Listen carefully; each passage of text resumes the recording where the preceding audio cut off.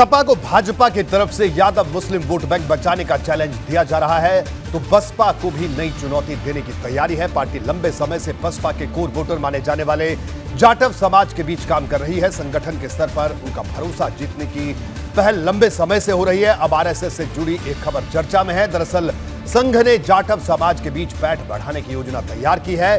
भले ही संघ का दावा रहा हो कि ऐसे कार्यक्रमों का सियासत से कोई वास्ता नहीं, लेकिन राजनीतिक गलियारों में इसके अपने लिहाज से मतलब निकाले जा रहे हैं।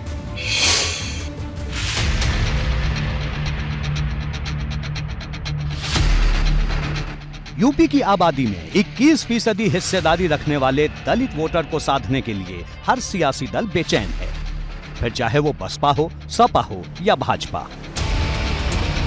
यूपी की राजनीति को समझने वाले ये अच्छी तरह जानते हैं कि 2014 के बाद से भाजपा ने बसपा के वोट बैंक में जबरदस्त सेंधमारी की है। इसी का नतीजा रहा कि अब तक जितने भी चुनाव हुए सभी में भाजपा का परचम लहराया और भाजपा अपनी इस ताकत को अब और विस्तार देने की रणनीति पर काम कर रही है।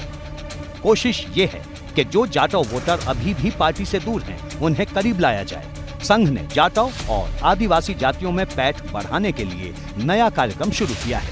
दलित और पिछड़े वर्ग की जो जातियां मुख्य धारा से वंचित हैं, उन्हें प्रतिनिधित्व देने की योजना तैयार की गई है। लोकसभा चुनाव से पहले इसे संघ की बड़ी तैयारी के रूप में देखा जा रहा है, क्योंकि बीते कुछ दिनों से संघ सर्वव्यापी और सर्वस्पर्शी अभियान को लेकर काम कर रहा है।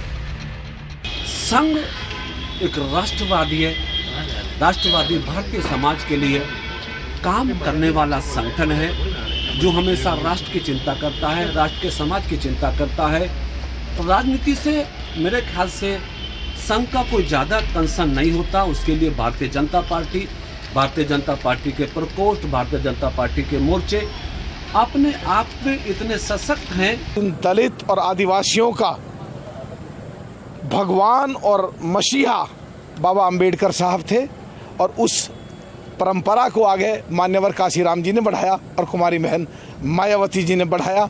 और जो कुमारी बहन मायावती जी ने पिछड़ों के लिए, दलितों के लिए, अक़लियतों के लिए और आदिवासियों के लिए किया, वो आज तक किसी ने नहीं किया।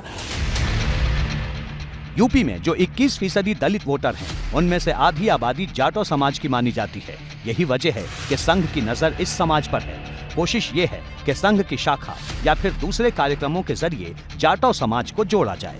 जाटव समाज के अलावा दलित समाज की दूसरी जातियों के बीच भी विस्तार की तैयारी हो रही है। संघ का जोर इस बात पर भी है कि जाटव समाज के लोगों के साथ किसी भी तरह का भेदभाव न होने दिया जाए। वहीं आदिवासी जातियों में थारू, बोक्सा, कोल और भील के साथ वनटांगिया और मुसहर जाति के लोगों को भी जोड़ने की तैयारी है।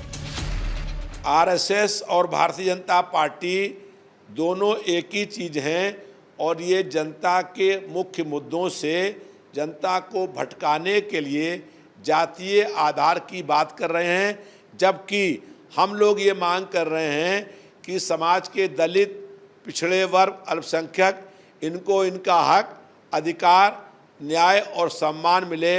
इसके लिए जातीय आधार पर जनगणना कराई जाए।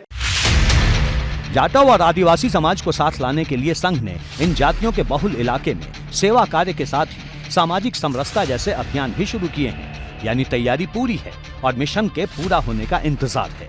इस बीच केंद्रीय मंत्री और आरपीआई के अध्यक्ष रामदास आठवले ने भी यूपी की कुछ सीटों पर चुनाव लड़ने की तैयारी कर दी है। दिसंबर में आठवले की बड़ी रैली होगी और भाजपा से सीट मांगी जाएगी। माननीय मायावती पर जो लोग नाराज है, ऐसे तो दलित समूह के भी लोग आरपीआई के साथ आना चाहते हैं, तो अभी तो हमारी ताकत उतनी नहीं है, लेकिन हमारी कोशिश है कि भाई दलित, मुस्लिम और ओबीसी सभी लोगों को साथ में लाने की हमारी कोशिश है। 17 दिसंबर 2023 को बड़ी सभा हमने रमाबाई मैदान में हमने रखी है, जिसमें 1 लाख से ज़्यादा लोग आएंगे। तो ऐसा अगर हम प्रदर्शन करते हैं तो जरूर बीजेपी आरपीआई को साथ देने का विचार कर सकती है। जाटव या आदिवासी समाज को साथ जोड़ना एक दिन का काम नहीं, इसमें कई महीने और कभी-कभी कई साल लग जाते हैं। लेकिन पिछला ट्रैक रिकॉर्ड देखते हुए भाजपा या संघ को कहीं न कहीं इस बात का एहसास है कि उनका ये मिशन 2024 तक जरूर कामयाब हो जाएगा। एबीपी गंगा के लिए ब्यूरो रिपोर्ट।